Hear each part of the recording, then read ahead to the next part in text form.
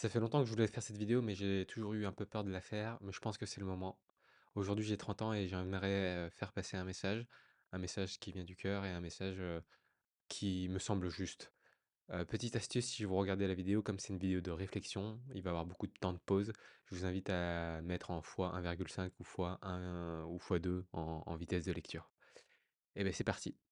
Moi, je reviens d'un voyage sur la terre de mes origines et j'ai pu beaucoup discuter avec mes grands-parents. Et ça a été une révélation pour moi. Une révélation à plusieurs niveaux. Déjà, je pense que le fait d'être, une personne différente, au niveau du visage, au niveau aussi de plein de choses depuis mon enfance en France, ça m'a fait, beaucoup me sentir à l'écart, et dans la solitude. Et je comprenais pas d'où venait cette solitude-là et je me suis toujours dit: «C'est la faute de moi. C'est moi qui n'ai pas en adéquation avec la société, avec les attentes».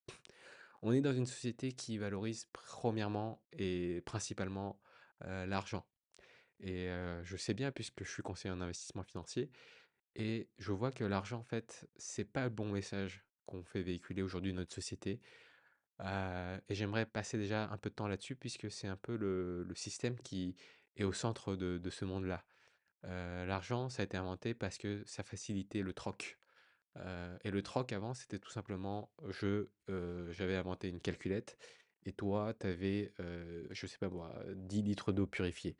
La personne qui a inventé la calculette, il devait changer, contre les 10 litres d'eau purifiée et c'est pas forcément, le plus facile, pour la personne qui devait porter, je sais pas moi, 10 kilos d'eau pour avoir une calculette. Enfin, ça, c'est avec des outils modernes, hein. On était plus avant, avec des bottes de foin et de la poterie, par exemple. Et du coup, en procédant à cet échange-là, ça voulait dire, «Je respecte ton travail, tu as quelque chose que je veux et échangeons ça».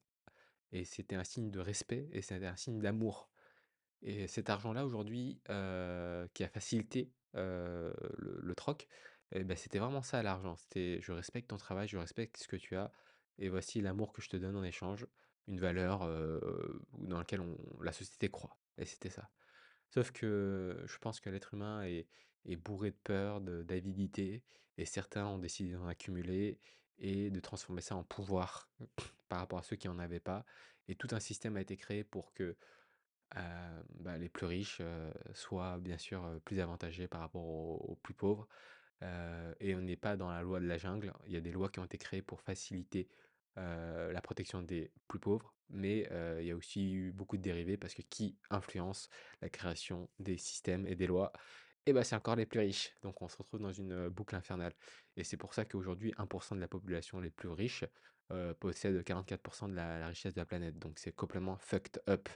Donc bienvenue dans une société et dans un système qui est déjà vraiment fucked up, pour le dire, ainsi et ça met en colère parce que, on nous véhicule, des fausses croyances. Moi, dans ma jeunesse, heu, depuis mon adolescence jusqu'à, il y a quelques années encore, je lisais énormément de livres de développement personnel. J'ai dû en lire peut-être, 200 ou quelque chose comme ça et ces livres de développement personnel, certes, il y a des messages positifs, sous couvert de positifs, mais vous appellent à transformer, votre être intérieur et aussi, qui vous êtes, votre personnalité et du coup, on se travestit, on se transforme et avec des valeurs qui ne sont pas les nôtres et j'arrive dans une génération où on passe beaucoup de temps sur nos téléphones, on a beaucoup d'amis, sur les réseaux sociaux, Facebook, Instagram, des choses comme ça. On a beaucoup d'abonnés, et forcément, on passe beaucoup de temps sur du fictif et très peu de temps avec des personnes qu'on aime. Et j'ai de la chance depuis, déjà 2 ans, après mon expérience de mort imminente, de m'entourer de personnes que j'aime et j'ai jamais ressenti autant d'amitié profonde et de fraternité et de sororité avec des personnes qu'aujourd'hui. Et ce que je voulais dire par ça, c'est que toute ma vie, je me suis senti seul et toute ma vie, j'ai été dans une, position assez dépressive et même avec des pensées suicidaires et aujourd'hui, ça va mieux, mais ça va mieux pas parce que j'ai décidé, faire du sport pour avoir des gros muscles, pour plaire un peu plus, aux personnes, que j'aimerais attirer dans ma vie, enfin un partenaire de vie, hem, mais parce que j'ai musclé le cœur qui était là, j'ai musclé le cœur, quoi. C'est et il y a pas 1000 façons de le faire, c'est d'explorer, de se reconnecter avec les choses principales, que la vie nous offre, la bonne nourriture, sa famille qu'on ne choisit pas et aussi bien sûr la nature. On j'ai grandi dans la région parisienne, je suis né dans la région parisienne, puis j'étais en sport-études, aux États-Unis. Donc le matérialisme, la grande ville, hem, ça c'est quelque chose que je connais hyper bien. C'est quelque chose que je connais hyper bien et hem et je vois que ça c'est aujourd'hui quelque chose qui ne m'attire plus du tout. Je vois que la nature m'apporte beaucoup de bien. J'ai une petite chienne aussi, que j'ai adoptée qui m'apporte beaucoup d'amour. Hem et si je peux dire quelque chose, c'est que plus on va dans la vérité, hein, plus qu'on va dans la connexion à la nature, aux liens humains, plus, de toute façon, on attire à soi des personnes qui nous ressemblent et heu et naturellement, je pense que, la prochaine personne de mon prochain partenaire de vie, va forcément, hem, avoir ces valeurs-là. Parce que je me vois plus être avec quelqu'un qui est juste dans le consumérisme. Avant, je me rappelle que mes dates, c'était toujours, par exemple, dans des restaurants, dans des activités fictives, qu'il y a, à l'appel, sur la région parisienne et bien sûr, c'est intéressant de voir l'art, la création de l'être humain, mais toutes ces personnes créatives-là, je pense qu'ils passent par une phase d'observation, d'analyse et de connexion à quelque chose, à eux-mêmes, à la nature. On prend souvent Picasso. Picasso, il peignait ses démons et il savait que, il avait un problème avec la gente féminine, jeune et il se peignait lui-même, en fait. C'était lui-même le Minotaure, des choses comme ça. Heu, c'est beaucoup d'introspection, et de savoir, qui on est à l'intérieur de soi-même. On est dans une génération où on est vraiment influencé par, tout ce qu'on scrolle sur les réseaux sociaux, avoir, pour les garçons, des plus gros bras, des plus gros pecs, des abdos, gagner beaucoup d'argent et j'y ai cru à tout ça. Je suis tombé dans ce piège puisque la première partie de ma vie, je l'ai vraiment consacrée qu'à, être successful, c'est-à-dire, avoir des startups, créer des entreprises, la preuve, je travaille aussi, dans la finance. Aujourd'hui, j'apporte beaucoup plus d'humain et d'amour dans tout ce que je fais, et j'essaye du moins et si, on peut se permettre, de faire un chiffre de pensée et de dire: «Mais qu'est-ce que j'ai envie de vraiment? Qu'est-ce qui m'apporte de la joie?» Moi, depuis 2 ans, je me pose cette question-là, mais en fait, qu'est-ce qui me rend heureux? Et c'était une question auquel je ne savais pas répondre, tellement que j'ai été, bombardé de ce qui pouvait me rendre heureux et que j'ai essayé et qui ne me rendait pas forcément heureux. Bah, je savais pas ce qui me rendait heureux au final et c'est une quête et qui est encore en cours et je pense que dans la vie, la 1re étape, c'est vraiment de savoir qui on est, qu'est-ce qu'on aime et qu'est-ce qui se connecte, à notre cœur et je pense qu'on a vraiment délaissé cette liaison à notre lignée, à nos ancêtres.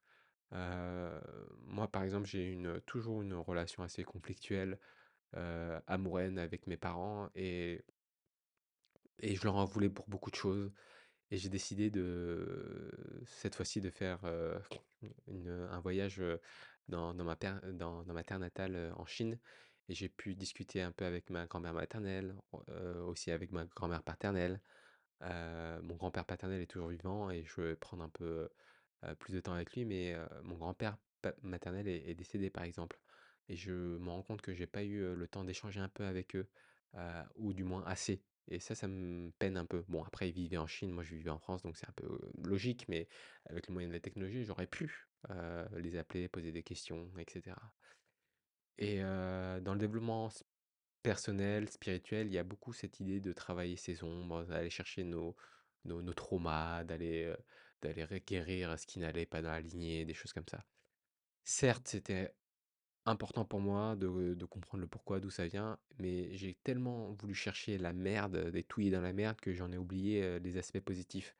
Et lors de ce voyage que j'ai réalisé récemment, bah, j'ai vu que chez ma grand-mère, maternelle, je retrouvais énormément ma mère aussi, en fait et je vois beaucoup aussi, certes les traumas qui se passent, hein, les traumas de peur, les traumas de manque, les traumas, qui se passe, mais je vois aussi pourquoi, elle agit comme ça et je vois aussi dans ces traumas-là, énormément d'amour, énormément de d'attention, de gentillesse, de soins qui sont apportés à travers, bah, les services, à travers, à travers les choses, hem, qui n'ont pas l'habitude d'être exprimées, dans les pays, orientales comme en Asie d'Est et pas en Occident.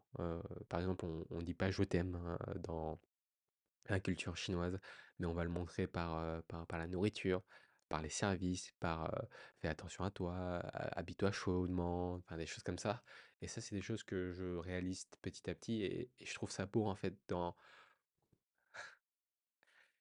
je trouve ça beau, en fait, de pouvoir voir, que les traumas d'amour aussi se passent d'une certaine façon, d'une culture, qui est différente et si j'avais un message à ma génération à passer, c'est entourez-vous de votre famille, des personnes que vous aimez.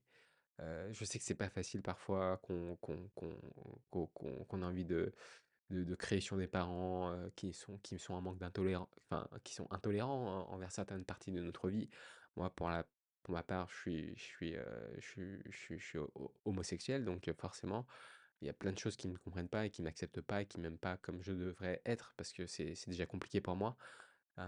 Mais je comprends aujourd'hui d'où viennent ces peurs-là. Il y a une valeur forte de la famille. Donc homo, ça veut dire, forcément pas de femme, pas d'enfant. Alors qu'aujourd'hui, il y a des moyens pour avoir des enfants, un partenaire de vie, sérieux, monogame, qui veulent construire, hein. Moi, je suis dans une génération où, il y a beaucoup de consommation. Donc forcément, dans les relations, il y a beaucoup de consommation à la fois dans la relation, dans le sexe aussi. Hem et ça me plaît pas du tout, c'est pas mes valeurs. Et ça fait peur, je pense aussi, de voir, les personnes défiler et de pas avoir, quelque chose de stable. Ça leur fait peur aussi, je pense, de que je finisse «vieux et seul» entre guillemets. Donc dans leur intolérance, en fait, je vois aussi de l'amour maintenant. Alors qu'avant, je voyais vraiment que quelque chose dans l'ordre de l'intolérance, du cadre, du système et je leur en voulais. Un peu le révolutionnaire, gauchiste, dans mon cœur, quoi et là, je vois beaucoup de choses qui se guérissent et qui rentrent dans la compréhension et ouais et je parle des parents, mais il y a aussi les anciens, autour de soi, les personnes plus âgées, hem, les mentors, les mentors. Moi, je fais partie du groupe aujourd'hui de travail, du au masculin sacré où je suis entouré d'hommes plus âgés que moi, qui ont parcouru la vie, qui ont leur expérience de la vie, qui font des partages et je pense que c'est un peu comme ça que ça se faisait un peu, à l'époque, c'est-à-dire que quand il y avait pas l'électricité, il y avait pas ce besoin de maison individuelle, on vivait en communauté, il y avait un feu, sur le feu on cuisinait et après les hommes, se retrouvaient autour du feu et on discutait, on racontait nos histoires, nos expériences, on écoutait la sagesse des anciens et ben, moi aujourd'hui dans ma vie, j'ai la chance d'avoir aussi des mentors à qui je discute, des mentors à qui je peux confier mes peines, des mentors à qui je peux avoir, des conseils et ça me touche profondément. Je peux avoir des discussions où, j'en viens aux larmes, des vraies discussions, des discussions, qui me touchent au fond de mon être, au fond de mon cœur, au fond de mon âme et ça, c'est des choses qui se perdent dans cette génération-là et c'est pour ça que je voulais faire cette vidéo-là. Parce que personne m'a appris ça et je suis parti chercher, toute cette sagesse et j'ai envie de vous dire que la sagesse, elle est autour de nous, partout autour de nous. Je sais qu'on vit dans une société où, la sagesse, se perd, où on est dans le fictif, où on est dans le paraître et qu'est-ce que j'en ai marre de paraître. Qu'est-ce que j'en ai marre de paraître, de paraître fort, de paraître, et de plaire aux autres, de tout faire sous le regard des autres et aujourd'hui, j'ai 30 ans et ça fait longtemps que je suis sur le chemin de la guérison, de la voie spirituelle, de plein de choses et j'ai vraiment envie de vous partager que la vie est sacrée, la vie est belle. Il faut juste, creuser, au bon endroit et je suis sûr que si vous le faites, et si je le fais aussi, on arrivera à trouver des personnes qui nous entourent, des amis, des frères, des sœurs, des personnes, qui sont pas forcément de la famille du sang, mais de la famille du cœur, qui vont nous accompagner et puis, j'espère un partenaire de vie qui va aussi peut-être cheminer avec vous, le temps d'un instant, le temps, d'une vie, idéalement et heu et ouais, j'ai cette aspiration-là et et croyez-moi, parce que moi j'ai travaillé peut-être des semaines de 70-80 heures à une époque, pour faire plein de choses, si j'ai des conseils d'administration, de start-up, de fintech, de voilà, de plein de choses, et et je me suis perdu là-dedans, j'ai eu un burn-out, le burn-out qui m'a mené à une expérience de mort imminente, un accident, et cet accident-là m'a permis de voir les choses en face. J'ai une vidéo à ce sujet-là, bien sûr, aussi sur ma chaîne si vous voulez aller voir, mais c'est pas le lieu. Bon, on est que 1400 sur cette chaîne, je pense pas que cette vidéo va prendre des proportions énormes, mais vraiment, j'ai envie de passer ce message d'amour, ce message de dire que ouais, c'est possible, quoi. Et même, je vois bien que j'ai été dans la complaisance, dans la facilité. Après ma séparation, je suis retourné chez mes parents et j'ai une mère qui est poule, qui est magnifique, qui m'aide sur plein de choses, que ce soit sur la cuisine, que ce soit sur les corvées ménagères, mais elle se sacrifie, quoi. Et jusque-là, j'ai été dans le mode, bah, en fait, c'est normal, mais en fait, non, c'est pas normal. Je vois qu'elle est fatiguée, qu'elle en peut plus. Bah ouais, bah maintenant, je participe beaucoup plus au rangement, aux choses de la vie quotidienne, j'essaye de faciliter sa vie, même si je prends ma part, puisqu'ils parlent pas bien français, donc je gère beaucoup de leur administratif, des choses comme ça. Donc avant, il y avait vraiment un poids, je sentais que c'était injuste. Aujourd'hui, je vois que c'est un bon équilibre des choses et j'ai envie de donner plus aussi. Et c'est super beau parce que j'ai pas mal fait de cérémonies aussi de plantes sacrées amérindiennes, ayahuasca, wachuma. Et puis je vois le changement en moi, mes proches le voient. Et ouais, ma mère est venue à une de ces cérémonies-là et puis, on a beaucoup discuté, on est venu aux larmes, on a guéri plein de choses, notre relation a bien changé. La façon dont je tolère mon père aussi a beaucoup changé. Enfin, il y a plein de choses qui se passent quand on travaille sur soi, qu'on a vraiment envie de travailler avec le cœur et pas juste pour travailler, pour développer personnellement, devenir une meilleure personne, pour plaire plus à la société, pour produire plus, pour devenir plus riche, pour paraître plus, pour attirer à soi la femme de ses rêves ou l'homme de ses rêves, des choses comme ça. Et je suis parti voir un peu ce qui se passait hein, sur les réseaux sociaux, notamment avec le masculinisme toxique là, qui paraît celui du fort, celui de Andrew Tate. Et je comprends à quel point ce message peut résonner envers cette génération de jeunes hommes qui peut s'y reconnaître. Parce qu'on est dans une génération de jeunes hommes qui est perdue entre le féminisme 2.0 qui est vraiment très violent, bah, les hommes ont perdu leur place aussi dans cette société-là. C'est quoi être un homme? C'est quoi être une femme? C'est quoi être en fait tout simplement soi et être dans le respect de l'autre individu, de parler en essayant d'être le moins violent possible aussi dans nos mots. Hein. La communication non violente, c'est quelque chose que j'ai appris sur le tas et qui me fait beaucoup de bien. Moi, aujourd'hui, quand on me fait mal, quand on me dit des choses, quand on m'insulte, j'ai dit: «Bah, quand tu dis ça, bah, ça me fait vraiment mal. Quand tu me dis ça, bah, moi, ça me rend triste». Je parle de mes sensations. J'essaie pas de rentrer dans la bataille de l'ego, dire: «Ouais, mais toi, tu as fait ça, toi, tu as fait ci, toi, tu as fait ça». Parce que quand on dit: tu», on pointe du doigt et quand on pointe du doigt, j'ai un de mes mentors qui me dit: «Regarde, on pointe du doigt, mais regarde, il y a au moins trois doigts qui pointent vers soi-même». Donc encore une leçon de sagesse que je reçois de la part de mes mentors et ça me parle tout ça. Donc voilà, c'est un message de cœur que je fais passer. J'espère que ça fait sens ce que je dis. Je sais pas où la vidéo va me mener encore. J'ai plein de choses que j'ai envie de dire à toute cette génération, ma génération qui je le vois, est perdue dans le paraître, qui est perdue dans le sens aussi.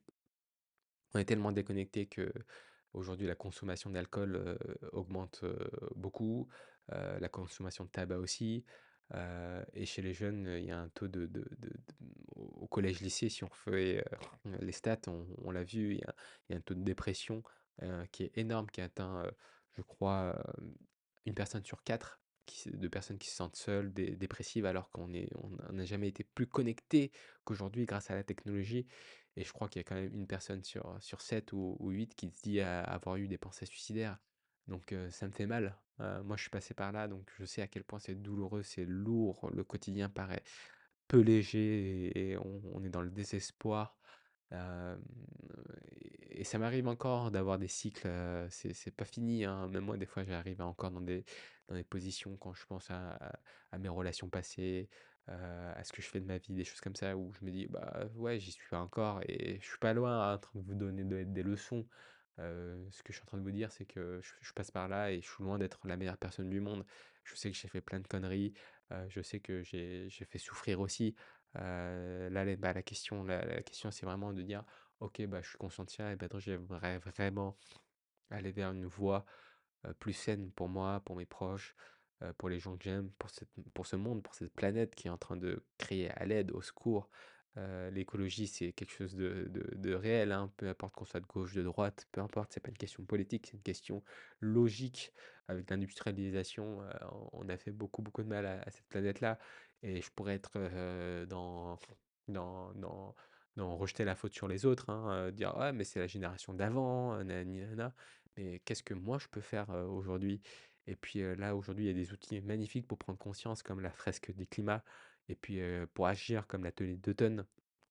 Et il y a plein de choses, très, très concrètes, pour sortir de la théorie vers, la pratique. Et puis, j'ai envie de recommander aussi Jigme qui est un super, super youtubeur qui me faisait super rire quand j'étais jeune.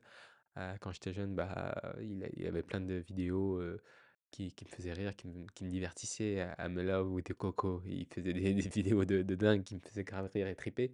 Et aujourd'hui, c'est quelqu'un qui vit en campagne, qui a son potager, et ouais, sa vie me parle, quoi. Sa vie me parle et il y a plein d'autres personnes qui ont fait le shift dans mon entourage de passer de la ville à la campagne, de cultiver son potager, de vivre en nature, en communion, de vivre en communauté aussi. Ça, c'est quelque chose que j'aurais jamais pensé, moi, de vivre en communauté. Mais aujourd'hui, je me vois bien vivre avec des personnes que j'aime, à la campagne, faire notre propre nourriture, cuisiner les uns pour les autres, faire les tâches ménagères pour les uns pour les autres, s'entraider. Parce que la vie, c'est ça aussi, c'est de vivre, les uns avec les autres et pas chacun pour soi.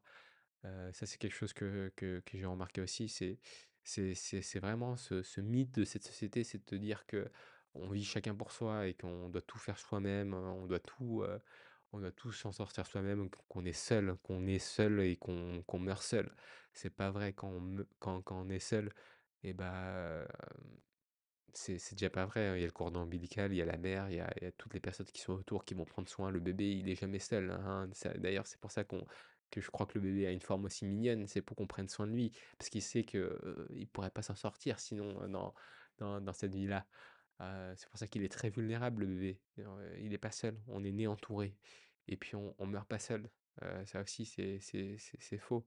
Moi, pour avoir une expérience de mort imminente, j'ai vu le tunnel de la grande lumière, plein d'amour de l'autre côté, mais j'ai vu quand j'étais dans cet état de faiblesse, d'épuisement total, que j'étais entouré et même le jour où je partirai définitivement de cette planète, je pense que ce qu'on laisse, ça va être laisser beaucoup, de souvenirs, à la fois de douleur dans le cœur des personnes qui nous ont vraiment aimés, parce qu'on est parti, mais à la fois aussi beaucoup d'amour et de joie dans les souvenirs, dans le cœur, dans l'esprit des personnes qui restent encore là, dans ce monde-là et on est entouré, même si on meurt, OK, on est tout seul physiquement, mais qui nous accompagne, à l'église ou, à l'enterrement ou à la crémaillère, qui nous accompagne, qui nous entoure, qui fait tous ces rites, qui va, venir poser des bouquets de fleurs, sur la tombe. Tout ça, c'est les descendants, c'est les amis, c'est les personnes qui sont chères. On n'est jamais seul, on n'est jamais seul.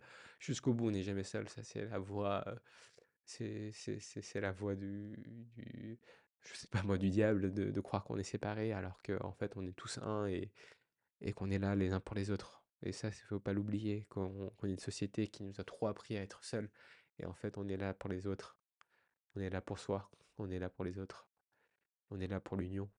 Et c'est ça qu'il faut pas l'oublier. L'union avec la terre, l'union avec la société, l'union avec le royaume des plantes, des animaux. Le sacré, quoi. Le sacré. Et c'est ça qu'il faut amener. C'est le soin. C'est de voir le sacré partout. Et même dans un système qui va mal, de faire notre part des choses. Souvent, je vois beaucoup de gens, qui disent: «Ouais, mais la politique, c'est pas pour moi». Mais justement, c'est parce que la politique n'est pas pour toi que c'est pour toi. C'est pour ces gens-là, la politique, c'est pour les gens qui n'en veulent pas justement du pouvoir. Et ça, c'est une sagesse que j'ai eue aussi, dans des cercles, amérindiens. La personne qui est chef de tribu, c'est souvent la personne qui veut pas être chef de tribu. Et imaginez-vous un président qui veut pas être président, ça serait génial, ce serait beau, ce serait, magnifique. Une personne qui est là, qui veut pas l'être, qui veut pas mais qui le fait pour le bien de la nation et même ça, la création, de la nation, des des limites, des frontières, ça tout ça c'est imaginaire, il y a pas de frontières dans la nature. Quand vous dépassez une frontière, elle n'existe pas en vrai, c'est que la nature, c'est des lignes qu'on a tracées sur une carte. Et puis même, la couleur de peau, la différence, tout ça, c'est que le système qui veut qu'on voit qu'on soit différent et du racisme, il y a de la haine, il y a de la xénophobie, parce qu'on est différent de la culture, de la couleur de peau, des origines et tout ça, c'est qu'une mascarade. Parce qu'au fond, quand on coupe un peu, on a tous le même sang et on vient tous d'Afrique apparemment dans dans la théorie de l'évolution et ouais, on est tous pareils à l'intérieur, on est des êtres de lumière, de cœur, de fait de chair, d'amour, de tripes, d'émotions et tout ça, quoi. Ouais, faites attention au système, c'est ça le message que j'aimerais pas faire passer aussi, à ma génération. Faites attention au système et prenez soin de vous, prenez soin de votre cœur, prenez soin de votre entourage, de votre famille. Et si c'est trop dur aujourd'hui pour vous de connecter avec votre famille, bah, prenez le temps de connecter avec, des gens que vous aimez vraiment, votre famille spirituelle, quoi. Et je pense que la vidéo est assez longue comme ça, donc je vais m'arrêter, pour ça et puis, enfin ici maintenant, ça fait waouh, ça fait 26 minutes. Je vous fais des gros bisous, prenez soin de vous, je vous aime.